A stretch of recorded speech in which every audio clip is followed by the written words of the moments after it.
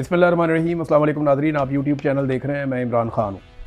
Iran ने हज़ारों बम खाए हैं गुज़िश्ता एक महीने में, यानी जो क्रूज़ मिसाइल अमेरिका ने मारे हैं उनकी तादाद 1000 के करीब है। जो क्लस्टर बम मारे हैं वो अलग हैं, और जो इसराइल ने बमबारी की है, जो उनके तैयारों ने बमबारी की है वो अलग है। तो हज़ारों बम खाने के बावजूद सिर्फ तेहरान के ऊपर बताया जाता है कि 3000 से ज़्यादा हमले हुए हैं।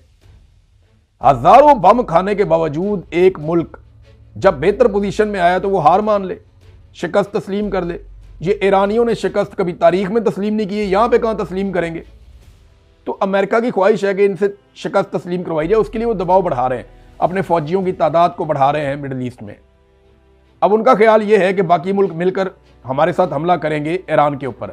जब वो देखेंगे बहुत सारे अमरीकी फौजी आ गए, मरीन्स पहुंच गए, हथियार पहुंच गए, तो सारे तगड़े हो जाएंगे, मिलकर लड़ेंगे। लेकिन अरब ममालिक ईरान के साथ नहीं लड़ेंगे, मुझे ऐसा दिखाई देता है, मुझे ऐसा लगता है कि नहीं लड़ेंगे। उसकी वजह यह है कि उनका नुकसान ज्यादा होगा, उन्होंने ईरानियों के साथ रहना है, नंबर एक। नंबर दो, अरब ममालिक के अंदर इसराइल से ज्यादा ईरानियों की हमायत मौजूद है। यह एक बड़ा अहम फैक्टर है। अरब ममालिक इसराइल के साथ मिलकर शाना बशाना ईरान के खिलाफ लड़ेंगे तो अपने मुल्क में उनकी क़यादतें बहुत गैर मकबूल हो जाएंगी। अरब ये जरूर चाहते हैं कि ईरान कमजोर हो, ईरान को मार पड़े। वो चाहते हैं कि इसराइल और अमेरिका मिलकर ईरान को इतना मारें कि ईरान की कमर सीधी ना हो। वो ये भी चाहते हैं कि पाकिस्तान भी ईरान के ऊपर अटैक कर दे अपने मुल्क से, और वहां से पाकिस्तान भी मारे, इंडिया भी मारे, सारे रल के मारो ईरान को, इसको कमजोर तरीन कर दो। लेकिन वो खुद नहीं लड़ना चाहते। वो ईरान को कमजोर करना चाहते हैं लेकिन उसकी कीमत खुद अदा नहीं करना चाहते अरब।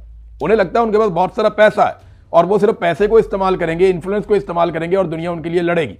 ये उनकी एक हिकमत अमली है। अब आप इसको अच्छा समझें बुरा समझें, वो अपने मुल्क के लिए तो अच्छा ही सोच रहे हैं। तो बराह रास्त वो लड़ाई के अंदर आएंगे नहीं, तो ट्रंप को इत्तेहादी मिल नहीं रहे, उसकी फ्रस्ट्रेशन बढ़ रही है। ऐसे माहौल में उसको मशवरा दिया जा रहा है कि लड़ाई से निकल जाओ।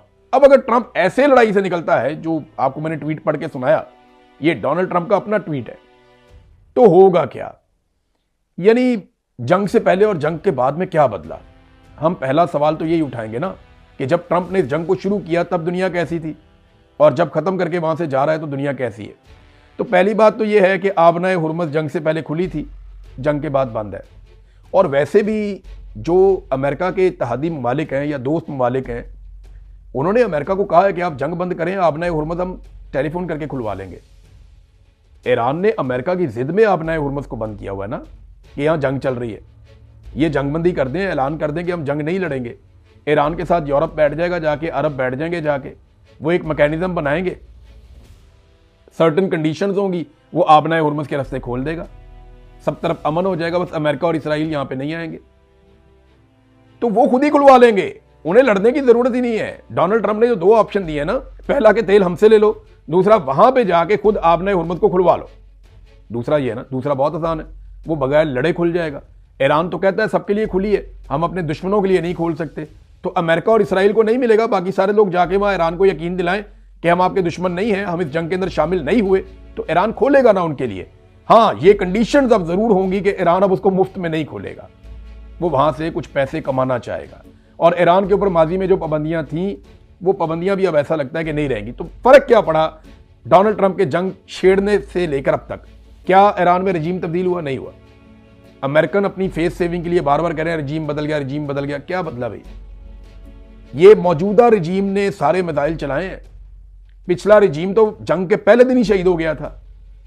आयतुल्लाह अली खामनाई तो जंग के पहले दिन शहीद हो गए थे। ये जो ईरान ने वापस हजारों मिसाइल और ड्रोन मारे हैं, ये तो इसी रजीम ने मारे हैं जिसको वो कह रहे हैं अच्छा है, लोगों को बेवकूफ बना रहे हैं। ये जो नया रजीम है, ये वही है जो पहले था, सिर्फ शक्लें बदल गई हैं, बंदे बदल गए हैं, ये वही लोग हैं, वही टीम है। तो एक तो रजीम तब्दील नहीं हो सका। नंबर दो, आबनाए हुर्मुज़ जंग से पहले खुला था, जंग के बाद बंद है। नंबर तीन, डोनाल्ड ट्रंप पहले से ज्यादा गैर मकबूल हो गए। अभी एक लेटेस्ट सर्वे आया, उसमें -17% इनकी पॉपुलैरिटी गई है। तो डोनाल्ड ट्रंप इस वक्त, जो डाटा है या अमेरिकन मीडिया बता रहा है, मैं CNN की एक रिपोर्ट देख रहा था, उसके मुताबिक डोनाल्ड ट्रंप इस वक्त अमेरिका की तारीख के तमाम सुदूर से, यानी हालिया तारीख जो है अमेरिका की, इसमें तमाम सुदूर से ज्यादा गैर मकबूल सदर है। ये हालत डोनाल्ड ट्रंप की हुई है। तो मकबूलियत डोनाल्ड ट्रंप की फारिग हो गई जंग के नतीजे में। अमेरिका की चौधराहट भी बढ़ गई। पहले अमेरिका खित्ते का चौधरी था दुनिया का, यहाँ अपने जहाज भेजता था, लोग बात मान लेते थे, हमारा बहरी बेड़ा आ रहा है, वो सारे कहते थे दसों सरकार करना किए। पाकिस्तान में एक उनका छोटा सा सेक्रेटरी लेवल का बंदा, एक उसका साइफर आ जाता था पाकिस्तान में, तो पाकिस्तान में रिजीम तब्दील हो जाता था। वो उनका एक छोटा मोटा ऑफिसर भी आता था तो हमारे हुक्मरान लाल टाइयां लगा के खड़े हो जाते थे उसके रास्ते में। तो वो जो चौधराहट अमेरिका की थी वो बाकी नहीं रही।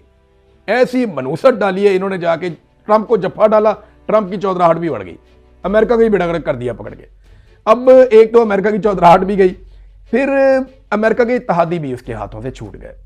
वो ममालिक जो आंखें बंद करके अमेरिका के पीछे चलते थे वो अब सवाल पूछते हैं, जवाब मांगते हैं। और अमेरिका के जो इत्तेहादी थे वो उसके हाथों से निकल गए। उन्हें लगा कि वो अमेरिका की ख्वाहिश के लिए लड़ाइयों में नहीं कूद सकते बार बार। फिर आयरन डोम की एक पूरी मिथ थी कि जनाब आयरन डोम है, पैट्रियट का एक फ़िज़ाई दिफाई निज़ाम है, अमेरिका का दुनिया का नंबर 1 है, वो ख़त्म हो गया। सब ने देखा कि ईरानी मिसाइल गए, ईरानी ड्रोन गए, उन्होंने जाके अपने टारगेट्स को हिट किया है। अमेरिका की अस्करी कुव्वत के ऊपर सवालात उठे कि वो आउटडेटेड है। यानी ये जो अस्करी कुव्वत इस वक्त अमेरिका के पास है ये वो नहीं है जो जदीद लड़ाइयाँ लड़े, वो आउटडेटेड है। और चाइना ने, रशिया ने इसका काफ़ी मजाक भी उड़ाया। फिर अमेरिका की हथियारों की मार्केट जो है वो बहुत बुरी तरह तबाह हुई है। कई ममालिक जिन्हें अमेरिका से खतरा रहता था उनका हौसला बढ़ गया इस लड़ाई के बाद। और जो खलीज का खित्ता है वो भी बहुत हद तक बदल जाएगा और एक नए वर्ल्ड ऑर्डर की तरफ दुनिया बढ़ती हुई दिखाई दे रही है इस जंग के बाद। तो डोनाल्ड ट्रंप की लड़ी हुई जंग में अमेरिका को क्या मिला, इसराइल को क्या मिला? कुछ भी नहीं मिला। नुकसान हुआ अरबों का, नुकसान हुआ ईरानियों का, लेकिन अमेरिका की मिथ टूट गई, इसराइलियों की मिथ टूट गई। और अगर ये जंग इस तरीके से डोनाल्ड ट्रंप यहां बंद करता है तो अमेरिका इस जंग के लिए लूजर के अलावा कोई और टाइटल हासिल नहीं कर पाएगा, मुझे तो ये लगता है। नादरीन, एक और चीज़ मैं पाकिस्तान से आपके लिए शेयर कर देता हूं, लेकिन मैं नसीम शाह का वाकया आपके साथ शेयर कर रहा था तो मुझे उसमें एक और चीज़ याद आ गई।